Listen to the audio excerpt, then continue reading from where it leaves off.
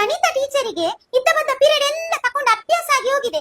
ಅದು ಸಹ English period ತಕೊಳ್ಳುದು ಮಾತ್ರ ಅಲ್ಲ, ಇಂಗ್ಲಿಷ್ ABCD XYZ ಎಲ್ಲ ಗಣಿತಕ್ಕೆ ತಕೊಂಡು ಬಂದಿದ್ದಾರೆ. ಎಂತ ಇದು, ಇಲ್ಲಿ ಒಂದು ಸಹ ಕೂಡಿಸು ಕಳೆ ಲೆಕ್ಕವೇ ಇಲ್ಲ. ಇದಕ್ಕೆ ಯಾರಾದ್ರೂ ಗಣಿತ ಅಂತ ಹೇಳ್ತಾರಾ? ಇವರಿಗೆ ಇಂಗ್ಲಿಷ್ ಪೀರಿಯಡ್ ಸಹ ಬೇಕು, ಇಂಗ್ಲಿಷ್ ABCD ಸಹ ಬೇಕು. ಅದ್ರಲ್ಲಿ ಸಹ ಪೈಥಾಗರಸನ ಪ್ರಮೇಯ ಉಂಟು. ಅದು ಈ ಜನ್ಮದಲ್ಲಿ ನಂಗೆ ಬರುವುದಿಲ್ಲ. ಅವ ಒಂದು ಯಾಕೆ ಕಂಡು ಹುಡುಕಿದಾನ, ಲಂಬಕೋನಂತೆ ತ್ರಿಭುಜಂತೆ, ನಂಗೆ ಒಂದು ಚೂರು ಗೊತ್ತಾಗುದಿಲ್ಲ. ಅದು ಅವನಿಗೆ ಬೇರೆ ಕೆಲಸ ಇಲ್ವಾ? ಯಾಕೆ ಸುಮ್ಮನೆ ನಮ್ಮಂತವರಿಗೆ ಕಷ್ಟ ಕೊಡುದು? ಅದರಲ್ಲಿ ಸಹ ಅಂತವೃತ್ತ ಬಹಿವೃತ್ತ, ಆ ಕೈವರದಲ್ಲಿ ಹೀಗೆ ಹೀಗೆ ಹೀಗೆ ಮಾಡಿ ಕೈಯೇ ಓಡುದಿಲ್ಲ, ಕೈಯೇ ತಿರುಗುದಿಲ್ಲ. ಮಾಸ್ಟರ್ ಬಂದು ಕೈಯ ಗಂಟೆಗೆ ಪೆಟ್ಟು ಕೊಡ್ತಾರೆ.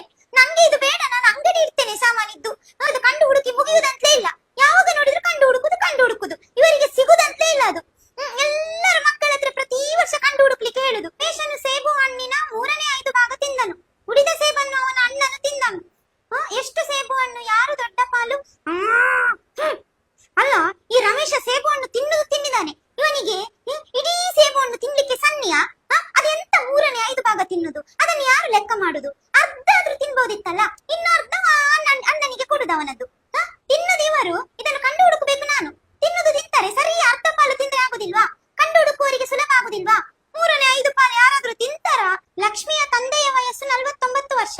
ತಂದೆಯ ವಯಸ್ಸು ಲಕ್ಷ್ಮಿಯ ವಯಸ್ಸಿನ 3ರಷ್ಟಕ್ಕಿಂತ 4 ವರ್ಷ ಹೆಚ್ಚಿಗೆ ಇದೆ. ಹಾಗಾದರೆ ಲಕ್ಷ್ಮಿಯ ವಯಸ್ಸು ಎಷ್ಟು? ಯಾವಾಗ್ಲೂ ಟೀಚರ್ ಹೇಳುದು ಹುಡುಗಿಯರ ಹತ್ತಿರ ಮಾತಾಡ್ಬಾರ್ದಂತ. ಈಗ ಲಕ್ಷ್ಮಿಯ ವಯಸ್ಸು ಎಷ್ಟಂತ ಕಂಡುಹಿಡಿಲಿಕ್ಕೆ ಅವರೇ ಹೇಳಿದ್ದಾರೆ. ಅದಕ್ಕೆ ಇಷ್ಟು ಕಷ್ಟ ಯಾಕೆ? 4ರಷ್ಟು 5ರಷ್ಟು. ಲಕ್ಷ್ಮಿ ಹತ್ರ ಕೇಳಿದ್ರೆ ಅವಳೇ ಹೇಳುದಿಲ್ವಾ? ನಾನ್ ಕೇಳ್ತೇನೆ ಹಾಗಾದ್ರೆ ಅವಳ ಹತ್ರ. ಮತ್ತೆ ಟೀಚರ್ ಹೇಳ್ತಾರೆ ನೀನು ಹುಡುಗಿಯರ ಹತ್ರ ಮಾತಾಡಿದ್ದಿ ಅಂತ. ಈಗ ಟೀಚರ್ ಇದ್ದ ಕೆಲಸ ನಾನು ಸುಲಭದಲ್ಲಿ ಮಾಡಿಕೊಡುದಿಲ್ವಾ? ಇಷ್ಟು ಕಷ್ಟ ಬೇಕಾ? 3ರಷ್ಟು 4 ಅಂತ.